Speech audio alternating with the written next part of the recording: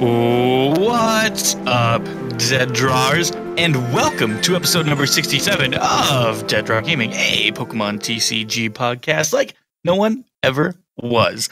We have a super exciting episode for you guys today, so if you are hyped just like we are, make sure to hit that like button down below and share this podcast with all of your friends. But before we get too far into things today, I'm going to go ahead and introduce you guys to my co-hosts who are with me every single week. Hello, Danny. Hello, Darren. How are you boys doing today? What up, guys? Darren here. I'm really happy to be here. We have a lot of good stuff to talk about today, and I'm just really excited to be back at it. Like, I had a nice weekend at home because the weekend prior I was in Vegas, and I got a lot of stuff done Pokemon-wise, like the past 3 days. I just feel reinvigorated, recharged. Last week's episode is still sticking with me, so I just pumped, ready to go, having fun. Danny, how are you doing? I'm doing good. I'm okay. I'm happy to be here. I'm feeling surprisingly not overly tired, even though I was up at 3:06 a.m. this morning. If you watch any YouTube videos or listen to a podcast in the past where I talk about reasons why I'm up at 3 o'clock in the morning, it's because I am forced to be awake at that time by a very demanding 2-year-old. So, I'm good. I'm not even that tired. I'm just excited to be here. I want to talk about a joke, but I don't have one, which is not really that new. But I feel like I need to impress Jack Black because he listens to us. And I need to make him laugh. Yeah, hi Jack Black. I did get confirmation from him, and Dan can attest to this, that I was the funny one. Or that I'm the funny one. I don't remember that. Yeah, there's a lot of stuff apparently you don't remember from your stream. How are you doing, Dan? I'm doing great. Doing real well. Very excited for this week's episode. To be fair, I'm very excited for every week's episode. But this week, something about this week, man. I'm ready for it. Awesome. What are we ready for? What are we talking about? We have a very good agenda for you guys. We're going to start it out every week, like we always do, with some Pokemon news. And then we're going to jump into our main topics after Pokemon news. First of those main topics is going to be like the kind of things that us as Dead Drawers should be focusing on. We're going to be doing some revisiting of our strengths and weaknesses and where we are going to be going for the rest of the year and putting our priorities into place. Then we're going to do our weekly top 5. Then we're going to jump into the state of content creation. We got some big news from YouTube today. So we're going to be talking a little bit about that, as well as Twitch and a couple of other different things. Then we'll get into our question of the week, our buy, sell, trade of the week, our open discussion, and our rep. We have a lot of Pokemon news to get into today, so I will let Danny and Darren take over and start with the non-TCG stuff. There's some fun non-TCG stuff. Isn't there some decent Pokemon Go news? There is. First and foremost, I should say Kyogre is out and about. You can find your Kyogre all over the place, and it's really tough. Like, apparently catching it in the bonus catch phase after the raid is over is quite difficult. Its catch rate is low. It's further away from you, so you have to really toss that ball. Its excellent sphere is much smaller than Groudon's was, so this is a tough catch. But the payoff is really good because this Pokemon is heckin' good. Like, it is the best water Pokemon in the game by far. Only Gyarados is stronger in like 1% of potential raid battles out there. Your Kyogre is going to be great for when the Regis come out, and it's great for Tyrannitars, and it's a great Pokemon to have in your lineup. So you got to get a Kyogre. You got to get 6 of them. You don't sleep on these Kyogre raids. Apparently, there's like an AR plus catch tactic. Apparently, you can sneak up much closer to him in AR plus. So if it's the middle of the day, if it's bright enough out and you're willing to go outside in the cold, or if you live where it's warm, you can use AR plus if you have an iPhone to get up closer and make your catch of Kyogre a little bit easier. Awesome. The next bit of Pokemon Go news is also really crazy cool. Pokemon Go Community Day was announced. This is going to be a monthly event where you and other trainers can get together to catch Pokemon with exclusive moves that are only available on Pokemon Go Community Day. The catch is that it's only for a few hours during that day. So, I mean, if you're like, let's say you work nights or something, you're gonna have a hard time. So, like in the Americas, it's going to be January 20th from 11 a.m. to 2 p.m. Pacific. So for us in Central, that's 1 to 4. And that's actually going to be kind of tough for me if I have to work that day. It is a Saturday, so hopefully I'm not working, right? But, if you can get out on the 20th to catch your Pokemon, it's going to be a Pikachu that knows Surf. Surfing Pikachu, guys, in Pokemon Go. That's super cool. Super hype. Yeah, absolutely. Plus, there's double XP and 3-hour lures. Not quite as good as the 6-hour lures that we're kind of getting used to for events, but 3 hours, still not bad at all. But how many people go? Maybe a lot. But how many people really sit in one spot and lure for 6 hours? There was times when I went to Brewer Games last year where I would put out a lure, and that's like a 3-hour event. Mm-hmm, mm-hmm. Well, I would do the same thing, going out to eat or whatever, drop a lure at wherever I'm at, but 6 hours is a long time, and I feel like 3 can probably suffice. I mean, there's extra innings sometimes, and free baseball. Yeah, bonus baseball. Sorry, Darren, I cut you off. You can keep going. That's fine. 3 hours is probably good. When it was 6 hours, I'd open up my game. I live close enough to my downtown area that it was just all lit up with pink. It's just all cherry blossoms everywhere. Very interesting. Did you say Nido? Nido burrito. Nido burrito. All right. Otherwise, for Pokemon Go, not a whole lot else going on other than a lot more EX raids came out for the 24th. Like a lot more. So if you're one of those lucky raiders, good luck catching your Mewtwo. I hope you can get them. It'd be a lot of fun. I didn't get an EX invite, but I also haven't been raiding very consistently because I've been busy. Well, we did get some other non-TCG related news. So just some quick stuff. This is from Cerebi, which is where a lot of cool information comes out. Previously announced in Europe for January 26th and released last year in Japan, the new Nintendo 2DS XL featuring Pikachu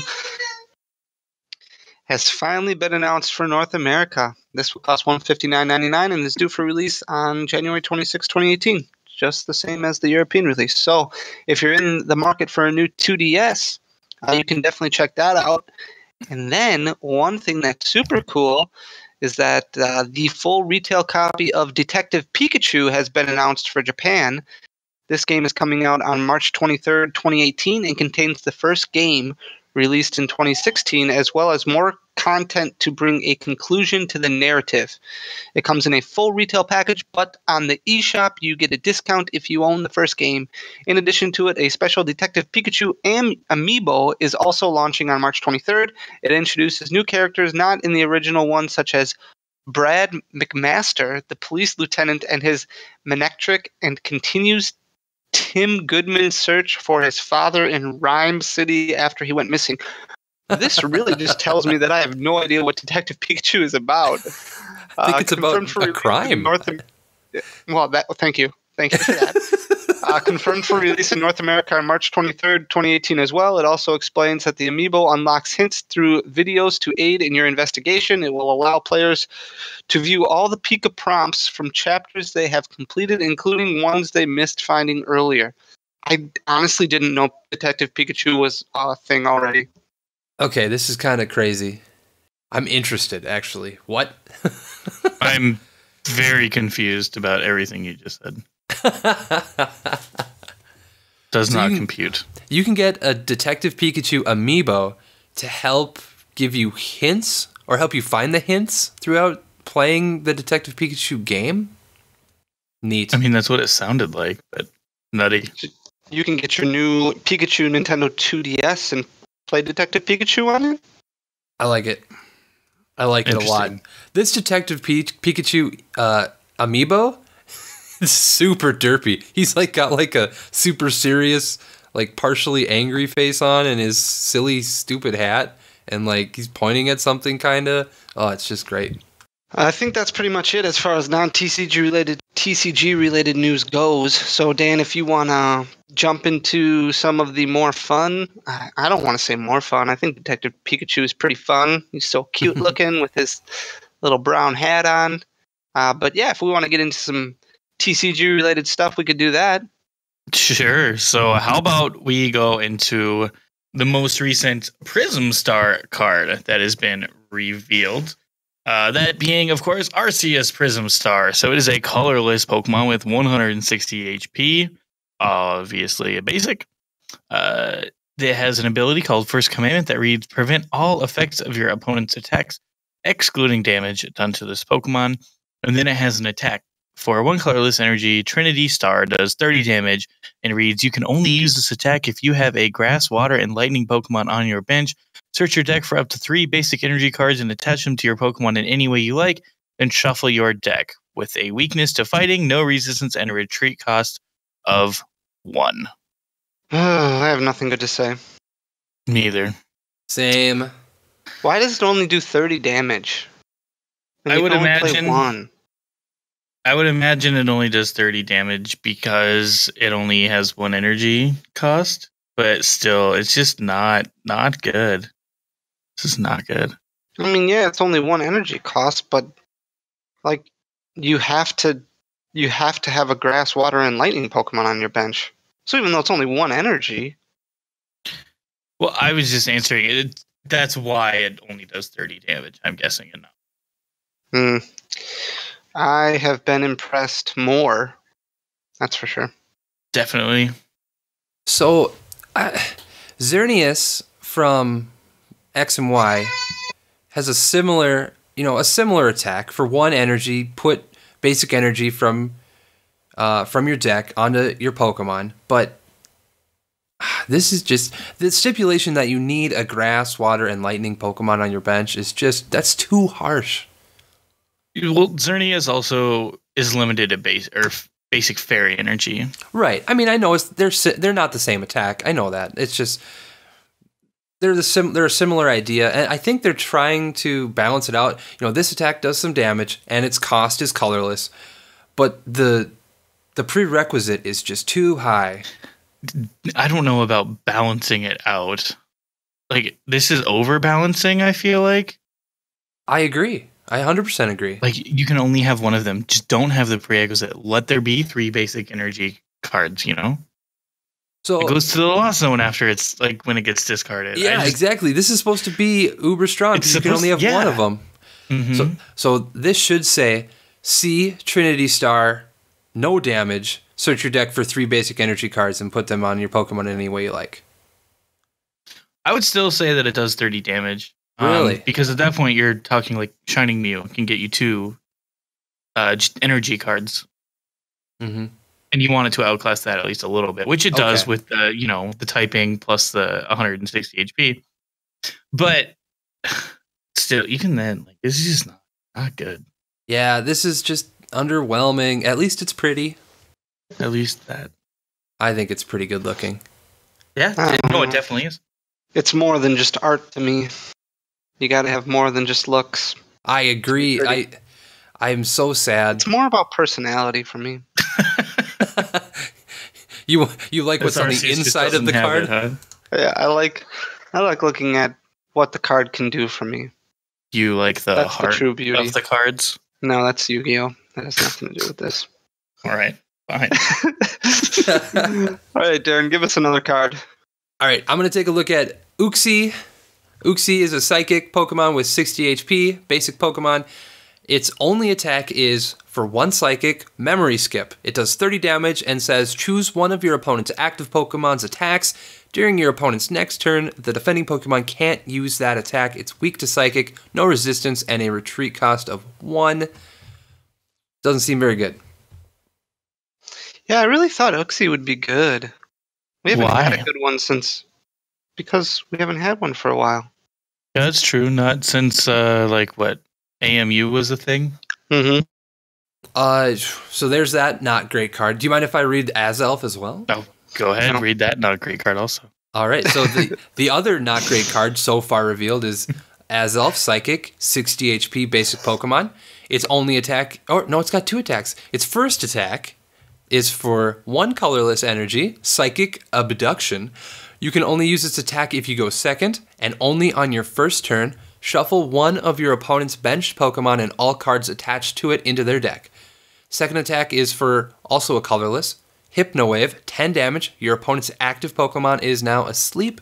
It is weak to Psychic, no resistance, retreat cost of 1. Man. So this card is less bad. It is interesting. Yeah, so its first attack is really like imagine your opponent like literally anything, just leave something, you know? How often is it that you can't find 1 Pokemon in your deck on your first turn? Mm-hmm. Yep. Could be good, I don't know, yeah. but at first glance it's pretty bad. Can I only agree. use this attack if you go second and only on your first turn. Yep. And then it has to be a benched Pokemon that gets shuffled in. Yeah, I'm just not impressed. This is I'm not impressed. very gimmicky, and you know what? The card art isn't even very good. He's very confused. If you look at this card art, Azelf is like, why am I here? What am I doing here? And we don't know either, Azelf. Sorry. Yeah, but the lore behind Azelf, it's Oh, is that? no, is that, never mind. No? Okay. Nah, I'm just good talk. I'm just gonna stop. All right. Who's got the next card leak? All right, so we're going to go over Xurkitree from SM5 Plus. So Xurkitree is a lightning Pokemon with 120 HP. It's an Ultra Beast basic Pokemon. For 1 lightning energy, it does Flash Bullet, which does 20 damage, and your opponent's active Pokemon is now confused. And then for 2 lightning and a colorless, it does Cablegram, which does 100 damage. And if you have 3 prize cards remaining, your opponent's active Pokemon is now paralyzed. It's weak to fighting, resistant to metal, and has a retreat cost of 1. Card art is the coolest thing about this card also, I think. Why do they keep doing things now with that are Prize dependent cards? on the amount of prize cards remaining? Really, kind of all the Ultra Beasts and like the Ultra Beast cards have been kind of dependent on prizes. You know, look at like Nihilego's GX attack, or Kartana's GX attack, or Xurkitree's GX attack, or Beast Ring, or now some of the other new Ultra Beasts that are coming out that aren't GXs, or even Buzzwole. A lot of them have something that have to deal with taking a prize or putting a prize, or how many prizes are left. So this definitely has kind of been an all-around Ultra Beast kind of thing. Even Ultra Recon Squad. You know?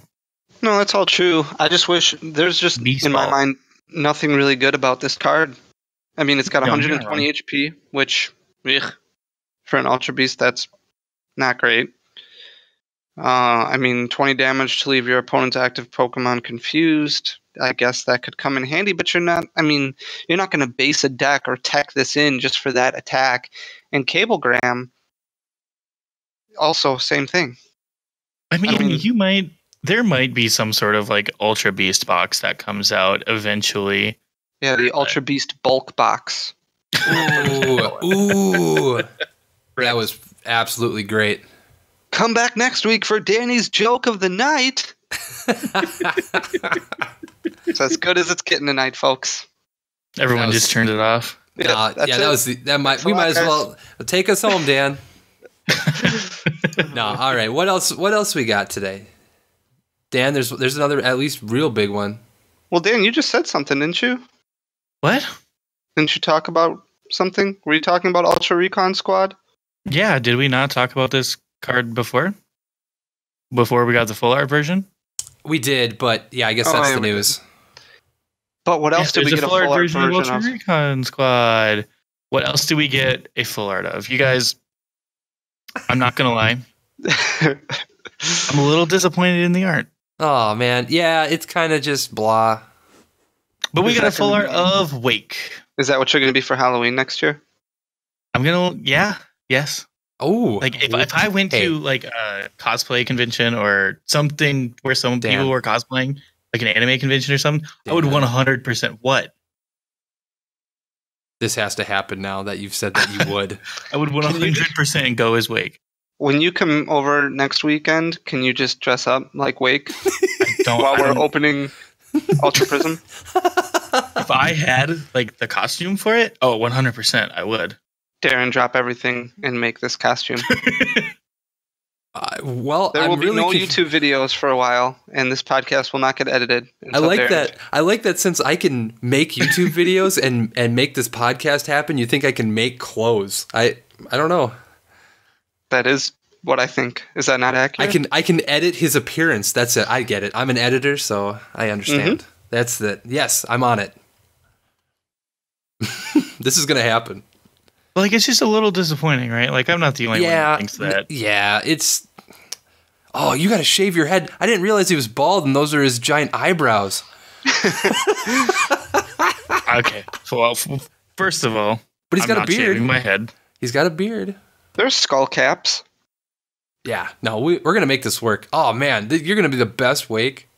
I don't think they make skull caps big enough for my head. His head is huge. Danny, did you know that? How big his head is? Holy I've actually never seen Dan before. There's literally pictures of us together. Still don't even know that he's a real person. Honestly, though, when you see him, like you're like, "Oh, hey, Dan, you're a human," but then you don't realize like his head is at least twice as large as most people's. Wow, rip on Dan week. Holy cow! I mean, Darren's not wrong. It's factual. It's for all of his brains. Well, So I mean, many brains. yeah, I'm not. I mean, yeah, I don't know. Look, I just made another joke. Brains. All right. Well, I'm gonna take Darren, the next. Talk to us, okay, Darren, talk to us about a bigger card. All right, That's I'm not gonna. a full art. Yeah, I'm gonna take this real big news here. I'm gonna go ahead and take this Ultra Necrozma GX. Ooh, kill him.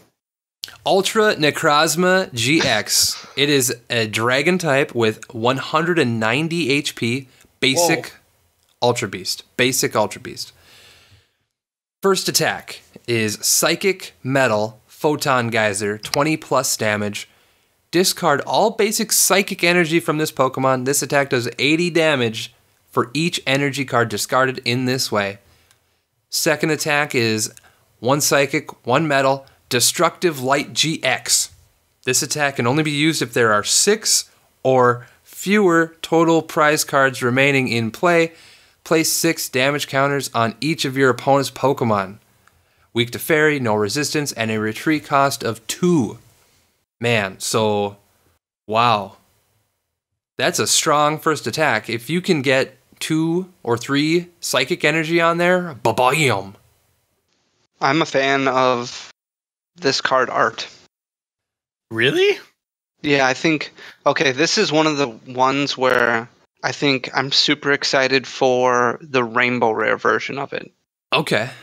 Because I think like the Zekrom and the Reshiram that were like all gold and all silver, like this is going to kind of look like that when it turns into its Rainbow Rare version. I also don't think the card is that bad. The card itself is pretty good. This is one of the worst designed Pokemon there is. Just, I take back my brains comment. Ooh. I do not like this Pokemon at all. However, the card is pretty good. I like Ultra Necrozma. I enjoy it. It's kind of so one thing that's different about this than like every other GX is that like we only have 2 attacks. Yeah. Yeah, all you have is Photon Geyser and Destructive Light GX. And there's no ability. So there's on all the other ones there's 3. Well, they needed more space for that beautiful, beautiful card art. No, it's not bad. It's pretty eye-catching. It's pretty. Not in a good way. We're gonna disagree. I think it looks great. I do agree it doesn't really look like a Pokemon, but that's kind of the idea because it's an Ultra Beast, right? This is supposed to be like the Ultra Beast god, right? As far as I know, I haven't played the game. Hey, same. Okay, moving on. Also, in this same news post from Pokebeach, Mystery Treasure. Mystery Treasure is an item. It says discard a card from your hand in order to play this card. Search your deck for a psychic or... I'm sorry, N? Oh, dragon. Sorry. Search your deck for a psychic or dragon Pokemon, reveal it, put it into your hand, and then shuffle your deck. Interesting. Gets Lele. That's for sure. Gets Lele. You know what else it gets? Ultra Necrozma GX.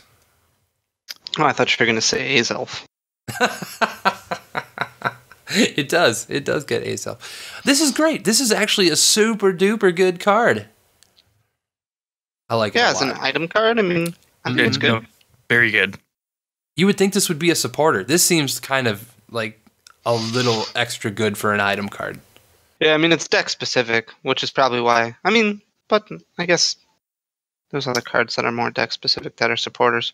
I don't know. I like the fact that it's an item. Me too. The fact that we haven't had that many great cards so far that we've revealed from, tonight. I'm okay with this. You gotta have some good cards. This is our May set here. This is what's going to lead us into Madison. We need some great cards. Madison. Mysticin? No, that's not working. Mystery Treasure though is absolutely a good card. I think it will absolutely see play. This is a good card, man. Yeah, definitely. 100. Nice. Well, as we, I guess I can say, take the next little bit of news section here, since I don't think we have any other cards to talk about.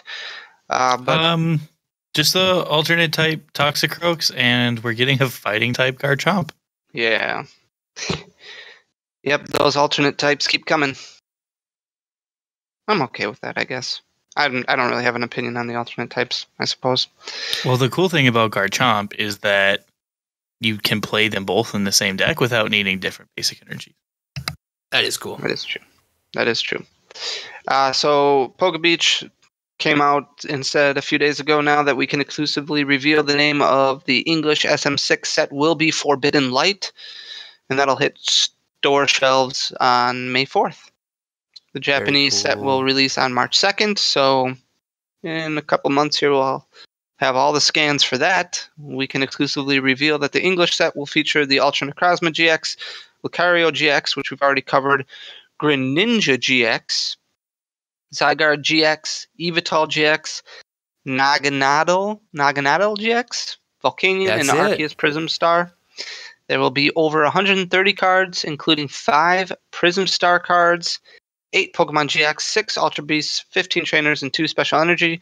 The English set will thus be a combination of cards from Japan's SM5 Plus Ultra Force set and SM6 Forbidden Light. So we will be bringing in Forbidden Light to Madison when we do our next vending appearance. That's pretty cool. I'm anxious to see what these other GXs do. I wasn't a big fan of Zygarde EX. We didn't even, we got Ash's Greninja GX and obviously Greninja Break, which is still very prevalent. It'll be interesting to see what Greninja GX does. And I'm also anxious to see if Evital GX will be busted, which it probably will be. I kind of hope it is. I like it. So in our Discord channel, we had a little bit of a discussion about Greninja GX and what it could be. A little, we did a little guesswork. And Dan, were you part of that conversation? I can't remember. Yeah. Okay, so we were talking about what if it's a dark type, and also what if it has Protean, because we haven't seen Protean, the Protean ability in the TCG, except in, I guess you would look at maybe Kecleon's color change would be something kind of like Protean from the video game. Mm-hmm. Man, that would be so neat. Like to have like a base, dark type Greninja GX that changes its type based on what basic energy is attached to it or something. I think that'd be really fun. Or maybe an attack that says something along the lines of like, this Pokemon is. Well, that wouldn't even matter. Never mind. Nice. Well, we did get one other little bit of news, which I'll just go over real quick. The Shining Legends figure collection, Shiny Darkrai GX, now has a product image. This comes out on March 9th. Shiny Darkrai GX comes with a Darkrai figurine, 4 Shining Legends booster packs, and a PTCGO code card. In Europe, it will come with a jumbo card instead of the Darkrai figure, which is pretty much the usual go for that. Yeah. Mm-hmm. But yeah, is that it for news? Are we done? That's all I've got. Wow. Here, actually, we do have some competitive news. Let me pull up the Dallas Regionals Twitter page. One moment here. All right. So on the Dallas Pokemon Regionals Twitter page, they announced today that they are 4 away from 1,000 Masters. Wow. I think it'll get there. I think so. Oh, definitely. And that was 9 hours ago. Who knows? Maybe they hit it and we just haven't seen an update. Yeah, that might already be there. Good for them. That's awesome. Mm-hmm. And we've got our entire team going. Yeah, we do. And they're all going to be flashing brand new Dead Draw Gaming hoodies. I would assume most of them will wear the hoodie. Depends on how warm it is. Right. Yeah. Hopefully it isn't too warm for their hoodies. I tweeted out a picture of me and my good-looking self in my good-looking hoodie. It's like double good-looking. So if you want to follow me at Danny__O, you can check out that picture of me in my hoodie. Cool. Other regional news? I got one more regional piece of news. There are backpacks for Charlotte if you are a VIP member, and they're pretty cool. They're pretty cool. I also saw that Toronto, I believe, is going to be $50. Mm-hmm. I think I saw that too. So there you go. If you're interested in going to the Toronto Regional, it's going to be 10 more buckaroos. Yeah, there's some backlash on that. Are we sure that's USD and not Canadian dollars? I'm pretty sure it was USD. Okay. Because yes, I am 100% sure it's 50 USD for the Toronto Regional coming up. There was a lot of backlash when regionals jumped to 40 not that long ago, and now we've moved forward a little bit and another $10 jump. So I anticipate even more backlash. But who can argue against it? Like, we have record-breaking participation at these events, and raising the price before wasn't a deterrent. If these events can deliver a good experience, I think they're worth the price. Definitely. All right, any more news? No. We good to move on? I'm done, finally, right? I was not saying that. I know. Awesome. Okay, well, let's move on then to more of our main topic segment, and this is going to be more of a business-related discussion this week, if that's cool with you guys. And this is more something that I was kind of looking at in something I read earlier this week, and that's like focusing on a specific portion of your business that is successful. Like, how do you become successful in business? You find what's working, you focus on that, and you kind of ditch the things that aren't working. Or don't pay as close of attention to them. And I think we really need to determine where we want to spread our focus throughout the rest of 2018, because there's certain areas that we want to grow in. And I think that we've talked about these a lot in the past, but I want to really kind of dumb them down a little bit and discuss them a little bit more in depth as far as what we can do specifically to grow these areas. Does that make sense to you guys at all? Oh, yeah. Definitely. Okay. So the whole mantra behind it is finding out, okay, so we're this Pokemon business. We have a storefront, and then we have all these different channels.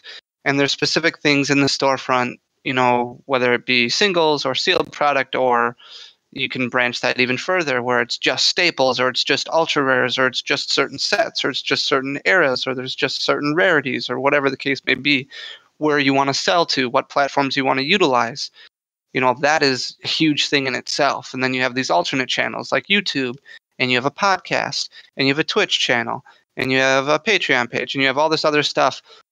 But there's only 3 of us. There's only so much attention that can go around. We have a pro team. We have an AM team. We have all this stuff, and there's only so much Dan, Darren, and Danny. So we have to figure out where we can generate the most return for what we're putting in. So what do you guys think as far as all those different areas?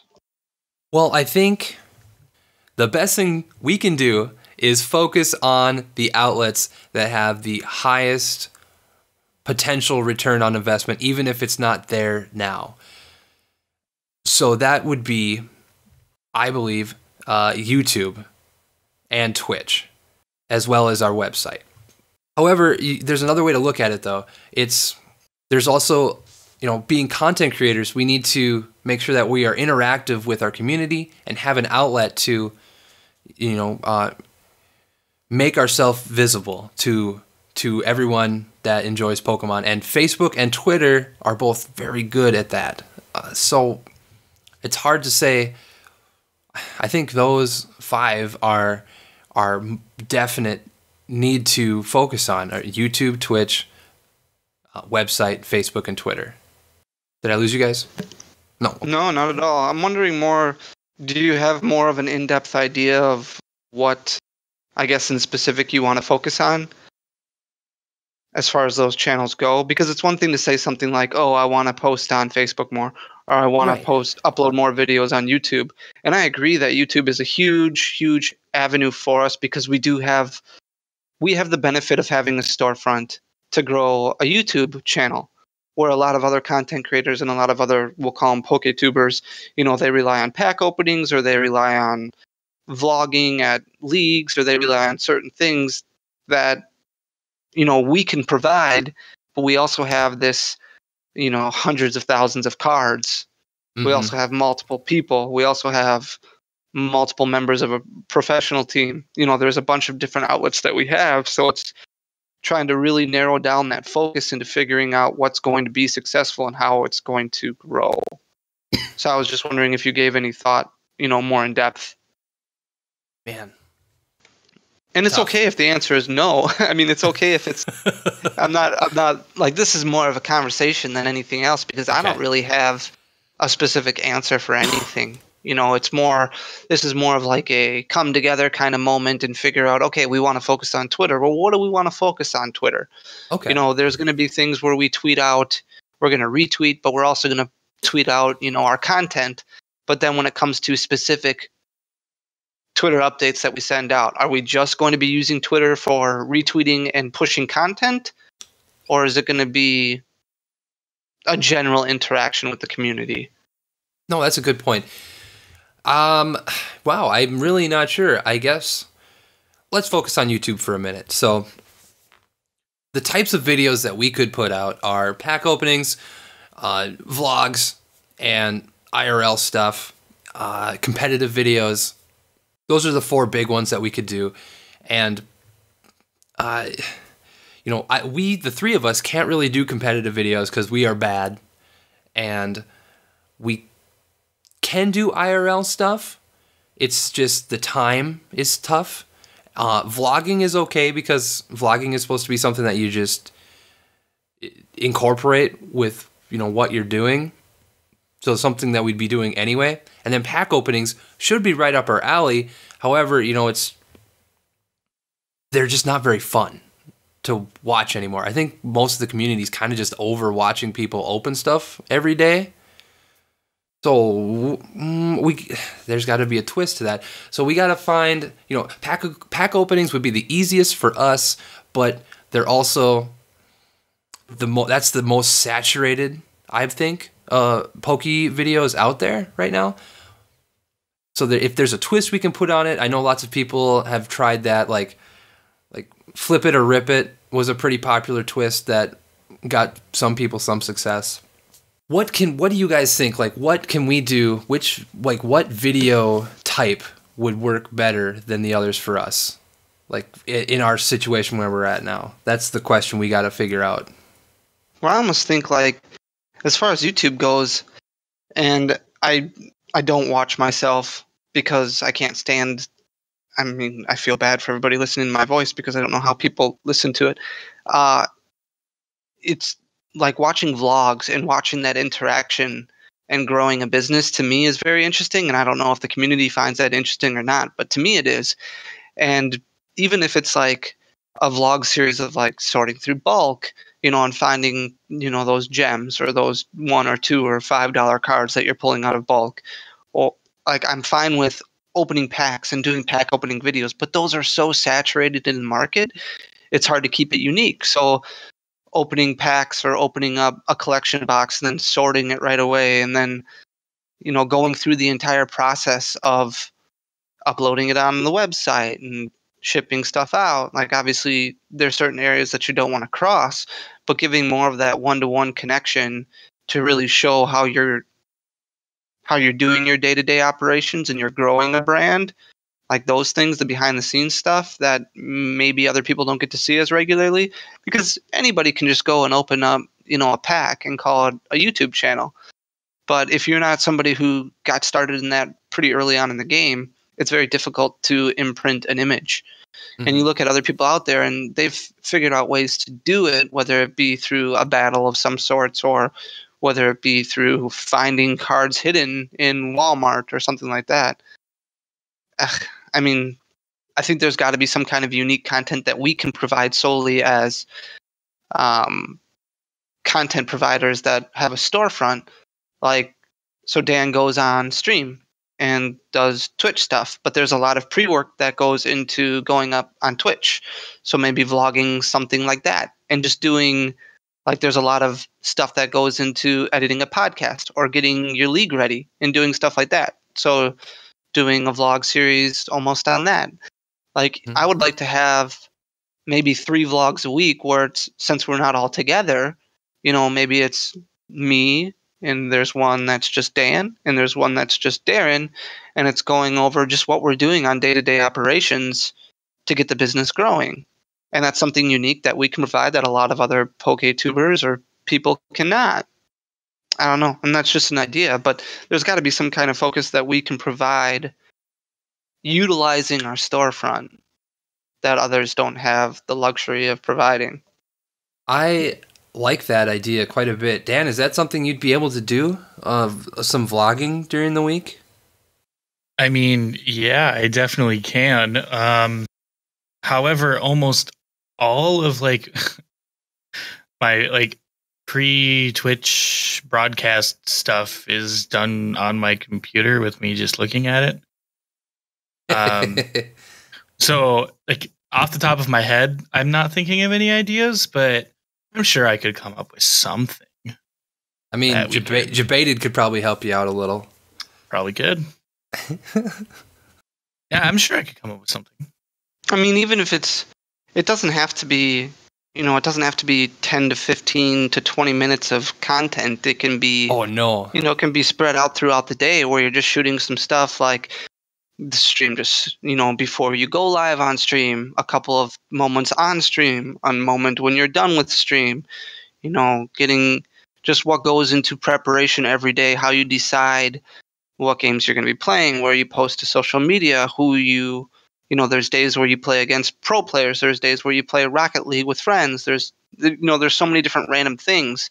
So there's different equipment that you use. How do you get all that stuff set up through OBS or through whatever platform you're using? Like, that's a lot of stuff that people don't, know. Dan. Or have access to. Dan, you could spend just like 20 seconds walking our Dead Draw listeners over to your hat rack for picking out your hat for your stream that day. That's something I actually do. He has a pretty gnarly hat collection. It's kind of awesome. You guys don't understand. I have like 50, I have more than 50 hats, but I have like 50 hats that, like, it's hard to say regularly wear when you. How how many hats is your record for wearing in a single day? How many different hats have you worn in a single day? So every once in a while, when I nuzlocke, every time I lose a mon, I change hats. Oh man! And when I lost my platinum nuzlocke, the day I lost my platinum nuzlocke, I went through like 12 hats. Nuts. That's super funny. See, I think that's something that'd be really fun to watch in a vlog type of video. Yeah, seems like something pretty easy to do. Cool. So that's YouTube. So it'd be good just to figure out different areas to focus there. But I would really like to get to the point where, you're getting to five videos a week, where we get back to that point. Mm-hmm. And last week we had 3, and we were responsible for 2 of them, with one of them being the podcast. So the podcast is easy because I'm not saying I don't want to diminish anything, Darren. It's just it's something that's readily available because it's something that we all record together. It's cheating. Okay, fair enough. And then we have one where Caleb produces one for us every week. And that one's pretty easy too. So it's finding those other unique ideas where we can post it up and see, to see how things go. But I like to take the vlog aspect of things because I think that that's an interesting way where you kind of capture other audiences and not maybe just Pokemon people who are looking for pack openings. So that's that. Dan, as far as growing Twitch, like what areas can you focus in on to grow Twitch? So this is, realistically, there are 2 things that go into any. You don't even necessarily have to be entertaining on Twitch. You need to have quality and you need to be consistent. And those are 2 things that I think that even right now, I'm pretty heavily focused on. Anyone who's watched my streams in the last few days, or even right now as the episode's going up, you've seen I have new Twitch layout. I have new offline screens, starting screens, ending screens, quick break screens. I have new panels. I recently, and all you podcast listeners will love this, but today I just purchased a new mic that should be here, hopefully by the time we record next week. So this is the last time you have to hear me with a low quality mic. I'm going to be picking up some lights soon so that the light quality is a little bit better. Just a bunch of different stuff that way. And then as far as consistency goes, I didn't start this until January 5th, but I said, Dan, we're going to stream every single day in January. And I've done that for, it's only been 10 days, which doesn't sound like a lot, but I've never streamed 10 days in a row before. And after we're done recording, it'll be 11 days. And I've never streamed 11 days in a row before. So that's awesome. Yeah, it just between quality and consistency is just what I'm really trying to get at. Obviously, along with being entertaining, we've been doing lots of streams where we've been testing with players from the pro teams. And I've been doing some more variety. Now, variety, I don't necessarily like to stream variety being a Pokemon channel, but to the people that play PTCGO for hours and hours every single day a week, hats off to you.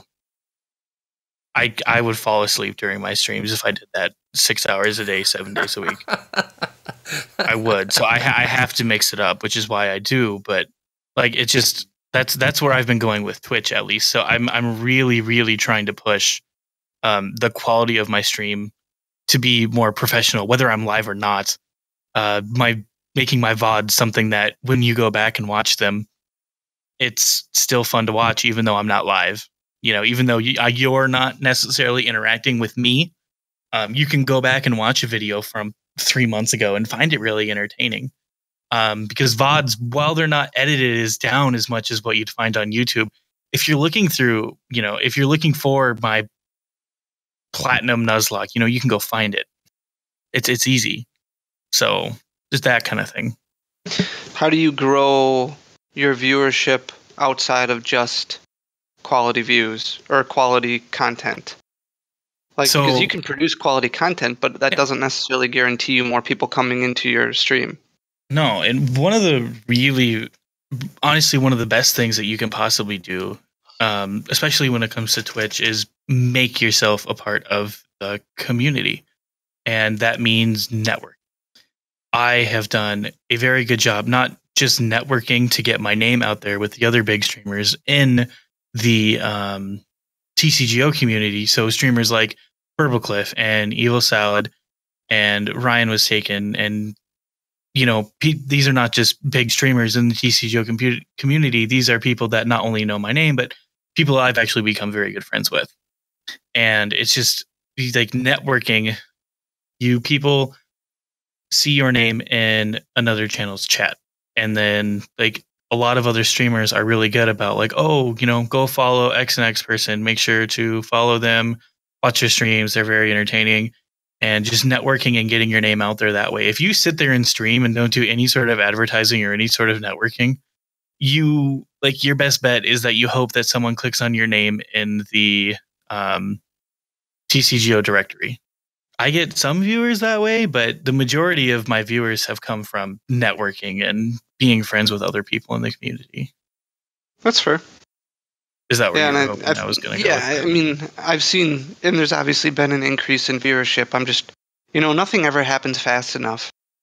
Does it ever feel that way for you guys? Like everything I want, go. Nothing is ever fast enough. You're 100% correct. Yeah, and then, so going off of the website, and I've said in the past I want to get basically a master set of every single set uploaded on the website. And I think that that's going to be a huge focus for this year, because there have been orders that have come in over the past few days now where it's not necessarily, it's not competitive cards that are being purchased, but it's maybe 2 or 3 of every holo from a set or every rare from a set. And it's clearly somebody who's just looking at building up their collection to fill up their own master sets. So getting all those different, those different cards, and going back where we started, a little over a year and a half ago now, where we were in the middle of the X and Y block, or to the tail end of the X and Y block when we really started getting into it. So we have a ton of those cards, but there are so many sets that came out before that.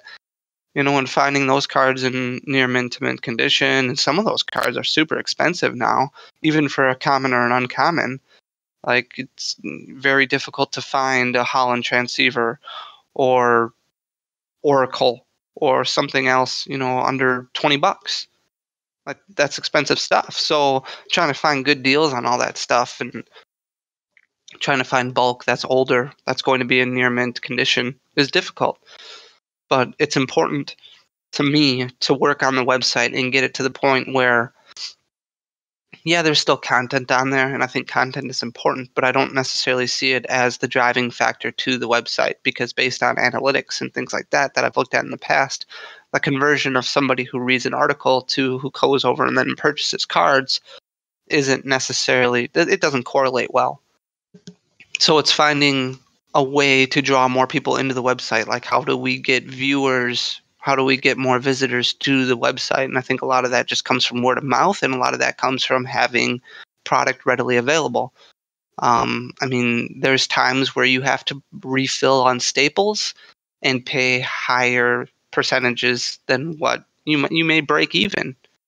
You certainly aren't going to lose money, but you may break even on some staples. You may have to spend $40 on a Tapu Lele just to sell it for $42, just so you can get your website stocked with Tapu Leles, in the hope that they'll buy a Tapu Lele and then buy something else where your profit margin hits. And that's part of business. They're not going to buy from you unless you have all the cards that they want. Otherwise, they'll go and they'll spend an extra dollar at another website to get all the cards that they want. So it's focusing on that. That's kind of the give and take portion of it all. I think I just want, where I was going by this is becoming an expert in the field where you're working. You know what I mean? Like, I try and read up on different ways of doing things, and reading up on how to be a successful YouTuber, or how to be a successful entrepreneur, or how to build a website. And it's really narrowing down all those different things and focusing on where the growth will come from. That's kind of what we need to do. That's kind of what it's all about.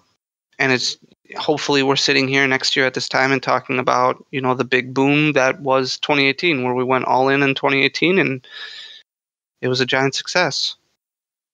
But I think just getting those ideas out there and getting us talking about it more would be an important way to help encourage ourselves to really focus in on our areas and what we can do as individuals to grow those specific areas.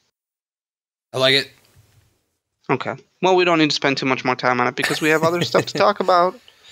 We certainly do have other stuff.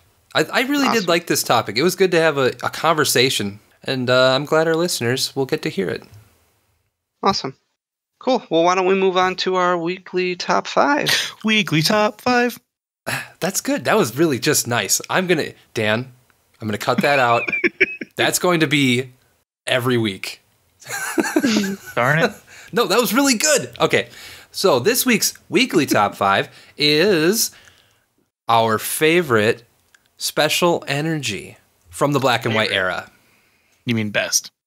Yes, best. Except for DCE. Can we just agree that to leave out double colorless energy from the list? Oh. Okay, then leave it in.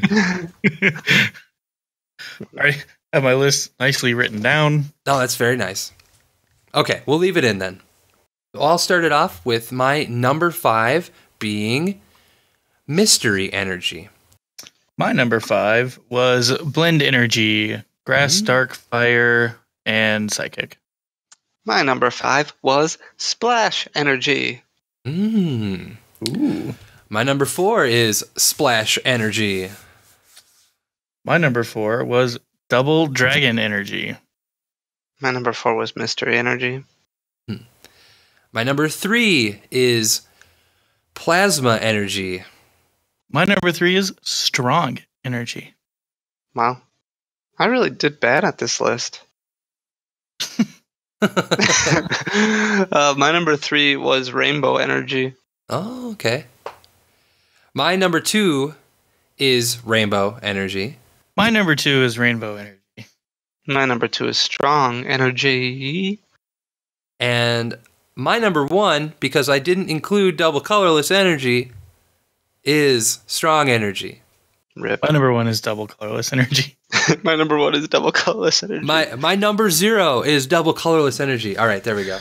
So I did make. I always do this. I made a top 10 list and then narrowed it down for my top 5. I just want to say the 5 that did not make it into the top 5, but were in prism energy, plasma energy, splash energy, mystery energy, and blend energy, water, metal, lightning, and the other type, fighting. There we go. I really should have put plasma energy in there. I feel like I messed up. That should be my number 5. I didn't even think about plasma energy. The only reason it's on that was because I didn't. Genesect. Yeah, and I wanted to put double dragon energy in there. I just never used it. Like I'd never played any dragon decks. Giratina was entirely too strong for a good amount of time for me not to include it. There's a lot of good special energy out there. This was a tough top 5. It would have been much easier to make it a top 7 or so. Yep. But mystery energy was my 10, and both you guys had it in your top 5. Dang. Awesome. Phantom Forces, man. I just like Phantom Forces a lot. What do you say? Like Night March is what you say. Yeah, that's right. It's like KO. Emerald Break for 240. Oh man, yeah. Hard to complain. Cool. Well, we can move on then to our state of content creation. Darren, do you want to go over this a little bit and talk about all these different changes going on? Yes, I do. So I thought of this earlier today. You know, the big news broke of YouTube changing their monetization rules. And there's a lot of pushback. There's also a lot of people that are agreeing with it. So I thought it'd be really nice to just talk about the state of where content creation is right now for Poketubers, for small streamers, and medium streamers, medium tubers. What is it like to get into the game now? What is it like for people that have been here for a couple years, for more than 5 years? And then just kind of go over some of the different options that are out there, like YouTube, like the Twitch affiliate program, And I wanted to talk about the speculation surrounding Amazon possibly jumping into the mix. So why don't we go ahead and start with the big thing, YouTube.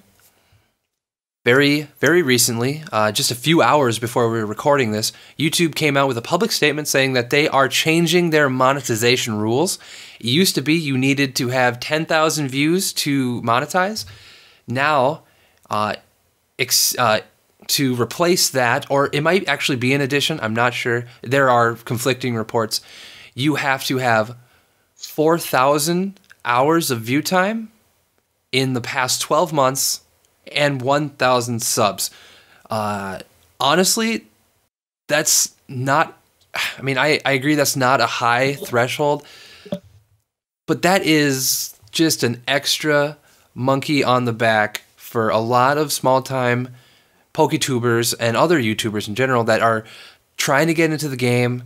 And you know, let's say a small Poketuber recently hit their 10,000 and they're like, oh man, I can start getting my, tiny checks. Of course, they're small, but I can start making YouTube my job, right?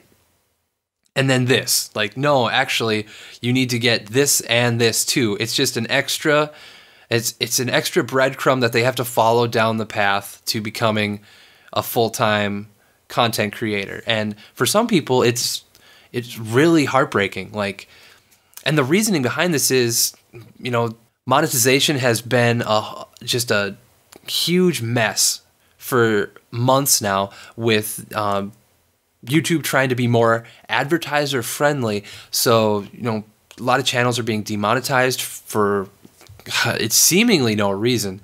And YouTube is being pretty mum about it. When they came out with this, a lot of people are speculating that it's because of, specifically the Logan Paul situation probably pushed them over the edge to try to make more of a change. That's what people are saying. So, like, if these big-time YouTubers are causing issues with YouTube and making their advertisers nervous, this change does not affect big YouTubers in any way. The only real big change that YouTube has done is they have hired a massive load of on-hand content reviewers who are going to actually put human eyes on anything that gets a preferred content tag. So that's the big change on that end. So maybe, I guess, on the other end, to offset that, they are, trying to cut off the phrase of these little YouTube channels that advertisers probably don't want their stuff on anyway, because it's really just tiny channels and advertisers aren't making any money from that. I'm wondering, what are your guys' perspective on this? Is YouTube in the right? Are they in the wrong? Are small content creators getting hurt at the cost of something that they didn't do? What do you think? So for me personally, I actually have a decent amount to say about this.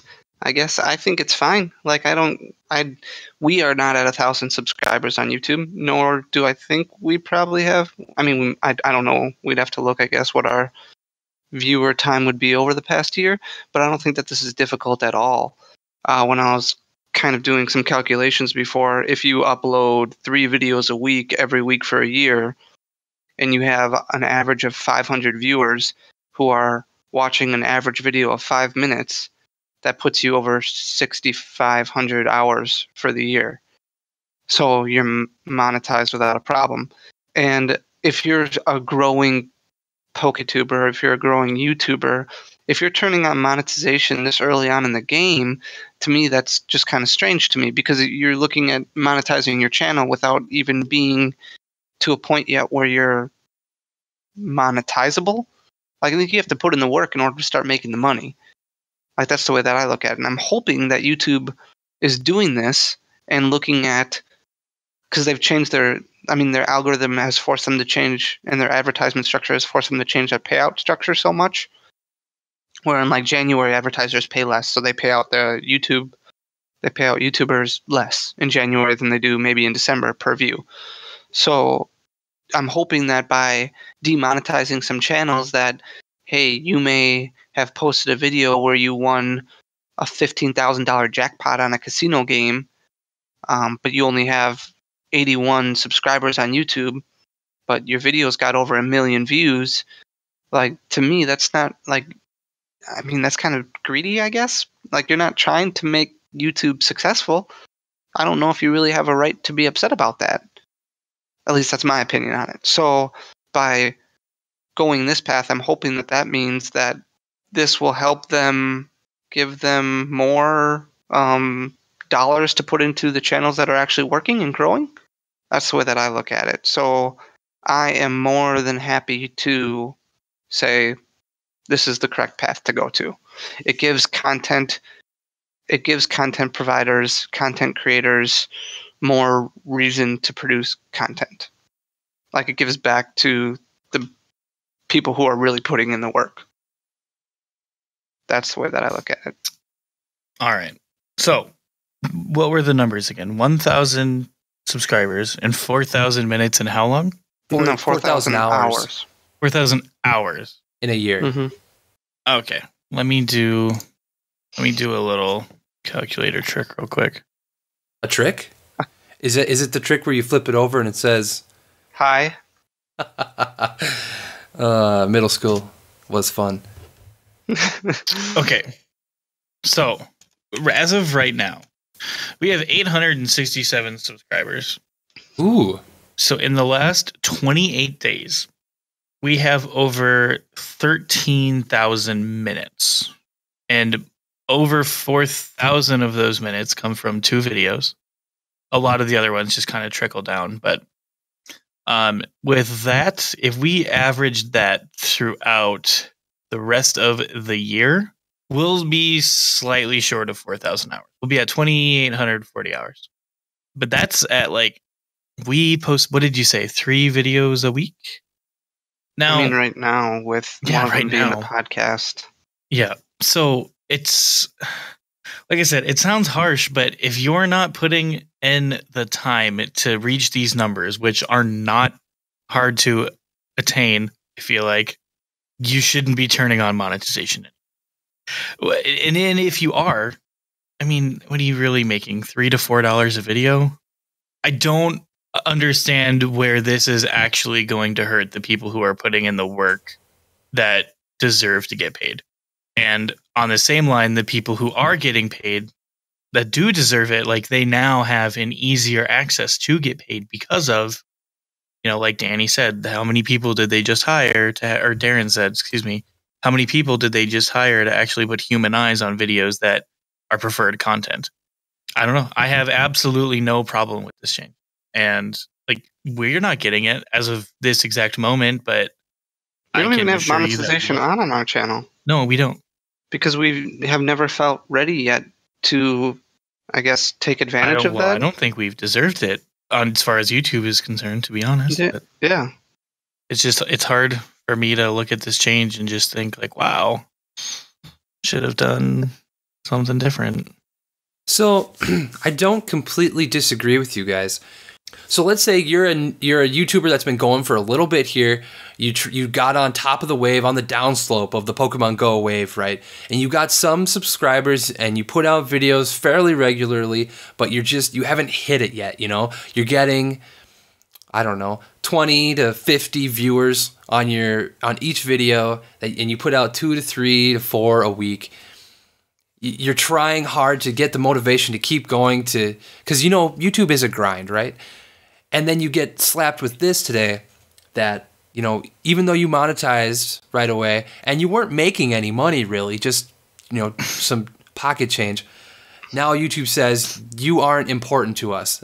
That's how it feels for some small YouTubers right now, that YouTube is coming out and saying, we don't care about you. It's got to be a slap in the face for some people. Yeah, I mean, don't get me wrong.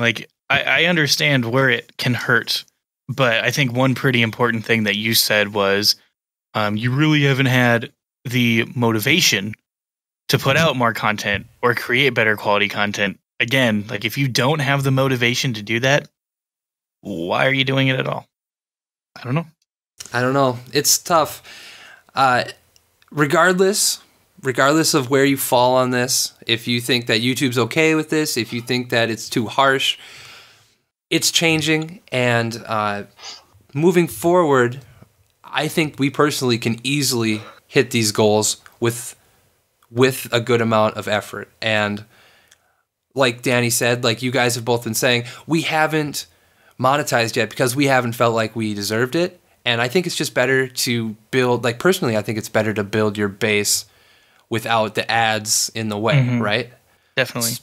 Okay, let me just say one thing. It's not really necessarily an argument, but I guess it's kind of hopefully a wake-up call for the people who may quote-unquote feel slapped in the face by YouTube here.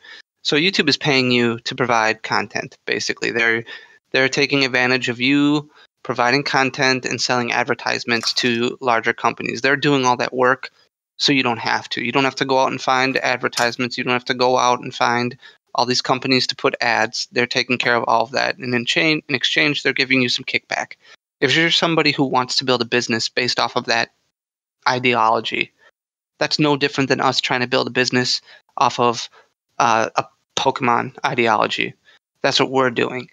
And when we started this business, we didn't take it seriously at first. We had this idea, and it took time, and it took effort, and it took not giving up. And there were days when we weren't motivated. There were days when we didn't try. There are still days when we don't try and we're not motivated.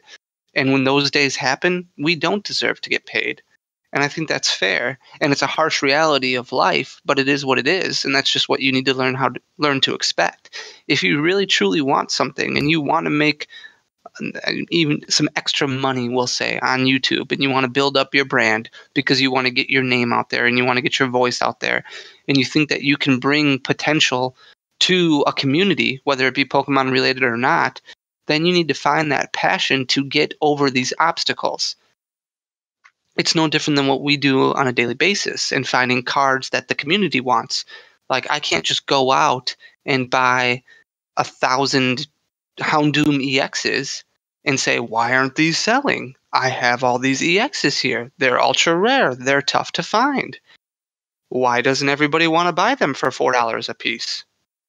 Because it's not necessarily what the community wants. It's not like that's an obstacle that I have to overcome. I need to find a selling platform to get rid of those Houndoom EXs. I need to find a way to attract or to convince, whatever the case may be, in order to turn a profit, in order to make my business successful. It would just be a bad move to make that type of investment. So if you're going to invest your time and your energy into creating something like YouTube, and building your brand and building your business, it might be, you might be upset with what they're saying, but they're making it easier on you that you don't have to go out and find these advertisers. Like, they're giving you the platform. And I don't think that these prerequisites for being monetized are really a deterrent as much as they should be something that motivates you and inspires you to get to that level. That's the way that you really need to look at it. It's all your peace of mind and your perseverance and how you react to these situations.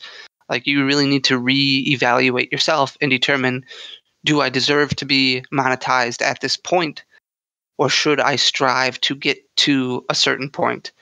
Because if you're sitting there at, let's say, 867 subscribers, like, if we can't be monetized until, I almost wish it was higher. If it was 5,000 subscribers, that would give us the motivation to get to that point to get monetized. Like, for Twitch, Dan, you're only going to get partnered if you reach certain prerequisites for Twitch. And it's great that they launched this affiliate program, but partner is the main goal. Anybody can stream, but the only way that you're going to be able to make money off of streaming is if you get affiliated or partnered officially. And there's prerequisites you need to hit to do that. And I think that's totally fair. Yeah, definitely. So with the Twitch affiliate program, the affiliate program has always been around. That's not something that's new to Twitch. What's new to the affiliate program, not even necessarily new, it's been around for, gosh, we're probably going on 6 months now, probably even a little longer. So, yeah, somewhat still new. Let's say a little over 6 months is that you can subscribe to affiliates before now. where prior you could cheer affiliates and still, they'd have their donate links set up and whatever, but you couldn't subscribe to them. You could only subscribe to partners, which is how the majority of streamers make their living, is by getting paid from subscribers. So, but that, even then, being affiliated is not difficult.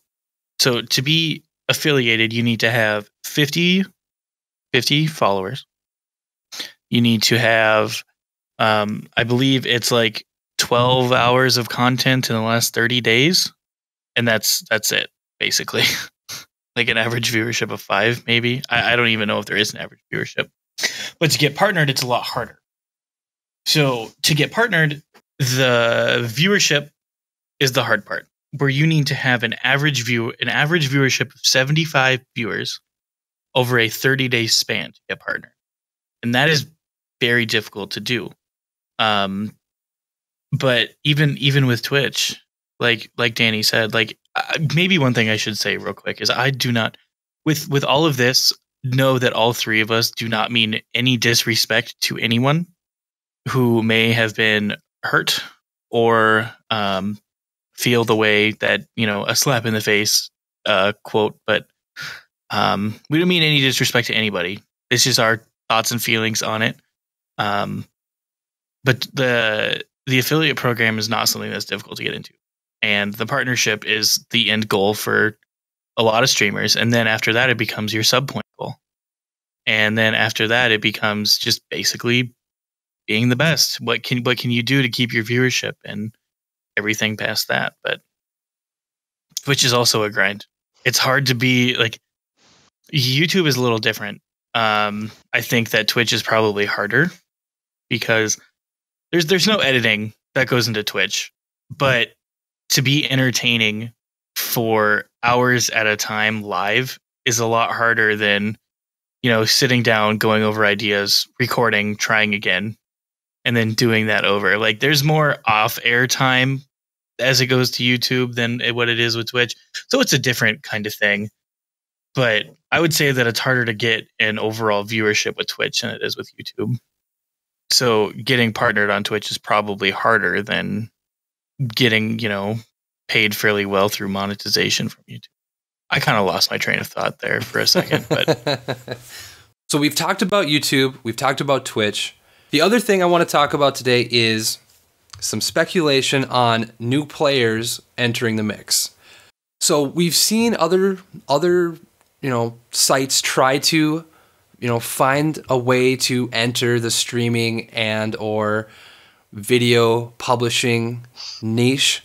One of them being VidMe, which closed last year. They were unsuccessful trying to be the new YouTube. And they had a good push right when YouTube started changing everything with their advertising central type of new business model. But they just couldn't find a way to do it. However, now we have a big dog jumping in. There's speculation that Amazon is going to try a new video publishing service or streaming service. We don't know if it's going to be like YouTube or Twitch or some mix or something new, because they have trademarked Amazon Tube and OpenTube. Now, this was a couple months ago, but it's kind of just hitting the news nowadays. Like, it's starting to make the rounds. What do you guys think of, like, what could Amazon bring to the table? Like, hopefully, is it something new? Is it something fresh? Well, I think name recognition is obviously a huge thing that they're going to be able to bring to the table in partnerships that they currently have. Amazon just continues to grow and grow and grow, even though they're not, I don't think that they're profitable yet. At least as of like 6 months ago, they weren't necessarily a profitable business from what I read and researched regarding Amazon. But even though that might be the case, they're still continuing to do more and more different things. And I think what they can bring to the table is they can bring an additional platform that could have a more quote unquote lucrative structure of payout goes. I mean, you saw what they were able to do with their e-commerce platform. They obviously took a huge chunk away from eBay. There were other auction sites out there, like Yahoo had an auction site. Those, are completely gone. because Amazon came into the mix and gave a marketplace for tons of different people to join in. And while the fees aren't great, they're respectable enough that you can still make a good living off of utilizing Amazon. And companies do that. They have to do that in order to remain competitive. So I think if you're somebody who is looking at, I think Amazon can bring something to the table that going hand in hand with YouTube could provide an additional outlet for people. I don't necessarily think it will ever be something that replaces YouTube. I think YouTube has a pretty steady footprint. I think Amazon's best bet maybe would have been to buy out or to try some type of monopoly on it. But you look at the same thing with like what's Amazon's streaming service? Prime. Yeah, so Amazon Prime, and conflicting with like Netflix. Well, Netflix had a series of negative growth for a while, and then they were able to rebound quite well to the point where their stock prices soared and they got their feedback. So I think that the two can go hand in hand fairly well together. It'll be interesting to see how things develop, but it's going to take time no matter what. Amazon likes to do things pretty fast, and they're not afraid to take risks. So I think it's pretty cool that they're looking at attempting to do something. I don't know if it's necessarily a focus area yet, but it's definitely something to keep an eye on just because of what they can bring to the table, if that all makes sense. It does. So one funny thing, I remember hearing years ago how Amazon wasn't profitable and didn't plan on being profitable for a long time. And even though that was the case, investors were still ready to jump in because they could see where this business was going and they knew that the model was good. And so Amazon has always been that business that put everything they made and more back into it, and they just kept building and building to the point where now Jeff Bezos, as of a couple months ago, I think, or maybe just last month, became the richest man in the world. That's kind of crazy. That's super crazy. So even though a company like that isn't technically profitable yet, still pretty lucrative business. Dan, do you have anything to say about an Amazon tube? No. Not yet. It's all speculation, right? Well, it's not only speculation, but I mean, like, don't get me wrong. I think it's cool that a company like Amazon is branching out into other things. They have their streaming service, but it's really, really, really, really hard to take down the top dogs, no matter who you are. And while they did it with e-commerce, they haven't done it with streaming. They don't come close to what Netflix does. And I guess it'll be seen if they can do what Twitch or YouTube does, if that's the route they go. That's all I have to say. I'm interested in seeing what kind of dynamic develops between Amazon and YouTube if they're able to become competitive, just to see if it's helpful to creators or if it's more helpful to viewers, or what a good competition would do to YouTube. Yeah. Well, that was fun to talk about. Yeah. It's all interesting stuff. I know that the topics this week are a little bit more business related, but we like that. And we have a huge question of the week segment here that we're going to have to breeze through fairly quick. Darren, you have like 8,961 responses. Yeah, that's an exact number. You're not far off either. That's pretty close, I bet. So, for our question of the week, what is the worst GX card that's been printed so far? We answered this, in our top fives, but we wanted to get your input. And you guys definitely gave us input. I'm gonna pick and choose a few here because we actually probably had close to 100 responses here. I'm not kidding. This is crazy, you guys.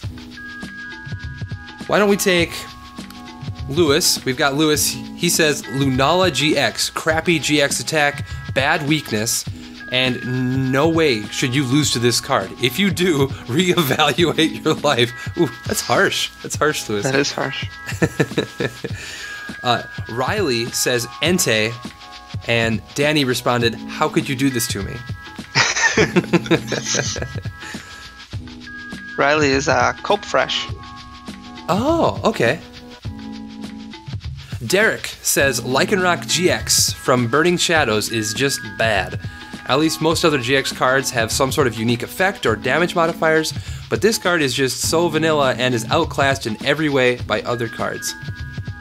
Let's grab one more from Facebook and then we'll move on because there are a bajillion. Kyle, so our last one from Facebook that we're going to read before we move on to other avenues. Kyle says Komo-o or Kartana, and this created a perfect storm. I love when people can have a conversation about their card choices, and it got pretty fun, pretty intense. Basically came down to, no, they could not come to a decision. They could not come to an agreement. Kyle still thinks Kartana's bad, and no one agrees with him in this exchange. Let's move on. Let's move on to Twitter.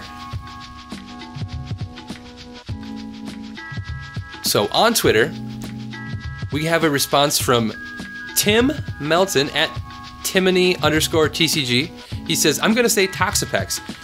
Its only easy to power up attack requires coin flips to do anything.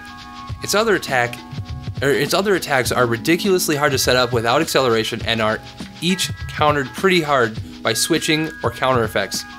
Or catcher effects, sorry, counter catcher, I don't know what I'm thinking. But what makes it truly the worst card is the set it comes from. When you're opening packs of Guardians Rising, you might see the psychic symbol or the purple coloring and think, yes, finally pulled a Lele. And then bam, Toxapex, truly soul crushing. Great response, Tim, thank you. All right. And then we got so many responses that said Komo-o, Machamp, and Beware. Those are by far the three most named bad GXs. But to finish it off, let's go to our Discord channel. Our Discord channel is where we hook up with patrons and Twitch subs, and we all hang out and do really fun Pokemon stuff. And you could definitely be a part of that. All you gotta do is jump over to Patreon or go to Twitch, give us a sub, give us a patronage, that's the word. And you're in. It's literally $1. It's so fun to be in here. First response comes from Darth Faust, Primarina GX. Second response, DDG Cam. He says, Como momo momo momo. He wrote out a lot of extra M's and O's. That's not how you spell it. Right, thanks Cam. Solo D says Beware GX, hands down. To Colonel says Komo-o was a big flop. It's Ryan says I play a 1/1 Beware in Guardy, but yeah, Komo-o's bad. Jack Black says I'm saying Incineroar GX actually built a Komo-o deck and it played better than Incineroar. And DDG Chris said Beware. So there we go. That was our question of the week. Thank you guys so much for your responses. That was a really good one. Danny, thank you for posing that question last week. No problem. That brings us to what are we asking this week? You know, we're coming into Dallas. We're coming into Ultra Prism. And we got a lot of juicy things on the horizon. So the question of the week for this week, Dead Drawers, is what deck is going to win the Masters Division of the Dallas Pokemon Regionals? You can leave your answer on Facebook, on Twitter, on Patreon, in our Discord channel if you are a sub or patron, on Twitch. Did I say Twitch already? I don't know. I don't think so. On YouTube. You can just jump in any random YouTube video and tell us because we'll get a notification. And you tell us what deck you think is going to win Dallas, and you just might end up in next week's podcast. There you go. We did it. Awesome. Well, let's move into buy, sell, trade of the week quick. I have several things. I bought a lot of stuff this week, including kind of one really exciting thing. So I did buy, and I did actually post some pictures finally in our Discord to show people what I've been getting in. But I've actually purchased 10 Zoroark GXs over the past week. And these were all purchased at $7 or less. I got a secret rare double colorless energy for $32. Ooh. I got a full art Tapu Lele GX for $35 and a regular art Tapu Lele for $28. I got some Guzmas. I didn't post those, but Guzmas have shot up a little bit in price. Professor Sycamores. One thing that I am really excited about. So I talked about the executes that I bought and paid $3 a piece for. I sold all of them already. Have you guys seen how expensive execute got? That was a really good meta call on my part. So they're like $9 a piece right now for the plasma executes, which is pretty insane. Yeah. So I sold all of those for $8 a piece. There was a lot of love for... I just ordered a bunch of Getsis because we didn't have any Getsis. And there was a ton of love from people for the non-hollow version, which came out as a deck exclusive in, what was it, the Moltres and Zapdos decks? I think that's what it was. Yep.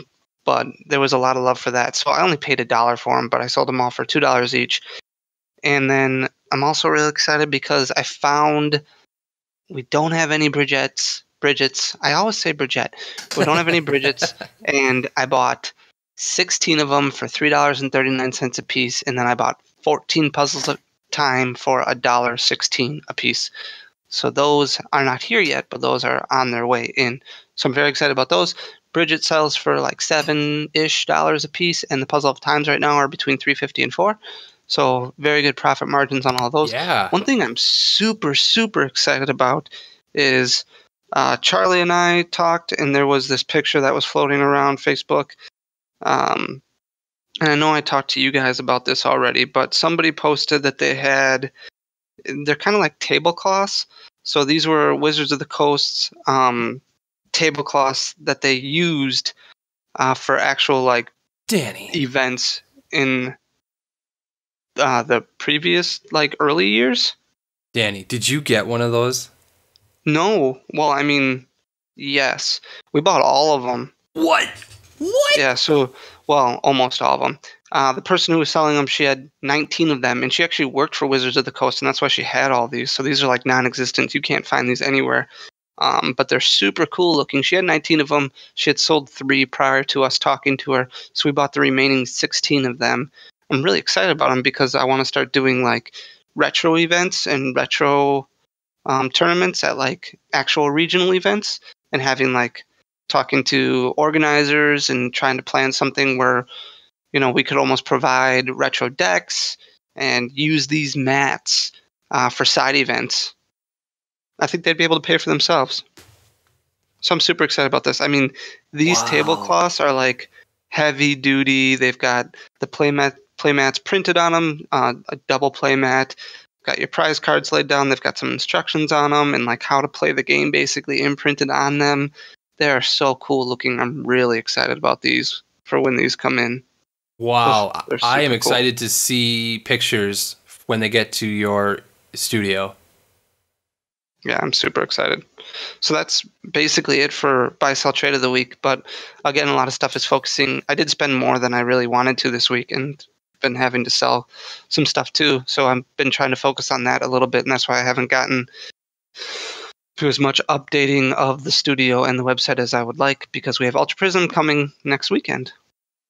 That's the big news is we are going to open a little bit and send out a lot bit of Ultra Prism in a week and a half. Awesome. So that's buy, sell, trade. We can move on to open discussion. I don't really have anything. I'm going over to someone's house this weekend on Saturday night to teach their child how to play Pokemon. Man, that's super cool. So he's really excited. He came over to our house one day because his mom basically watches my daughter one day a week, and he came over. I forget what reason it was for. It was because they were dropping something off, and he was kind of talking about Pokemon, and I was talking to him a little bit about it, and I showed him the Messy Studio, and he got super excited, and I gave him like a Jumbo Zoroark and like a 4-pocket binder, and he got super excited. And then for Christmas, I think it was, well, his mom asked me to sell her some sealed products, so I sold her some sealed product. He was so excited. I gave him a mat. He didn't know what it was. And then they texted me last week and said, is there any way that we can get together? Because we know nothing about Pokemon, and he would love to learn more about the game and figure out how to organize his cards. He's young. So I'm really excited. That is really cool. I wish you guys lived a little closer so you could come to my Pokemon League. That would be fun. That would be super fun. That sounds like awesome fun. Yeah. So that's really it. All I have for open discussion.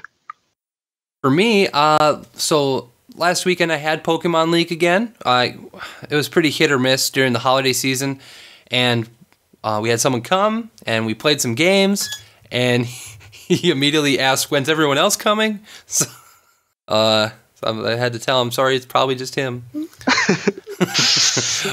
But I printed off some flyers and I recorded some video, but I didn't get much recording done because, I mean, it was just me and one guy. So I'm saving all that footage and I'm going to slap it together with more stuff that I'm recording this week and this weekend. So it's a little more substantial of a video. Nice. I'll be at League on Saturday finally. Really? Really? Oh, man. I'm very excited now. Darren won't be there. No, I will. I'll be there. Oh, okay. I just wish I had some Pokemon cards to play with.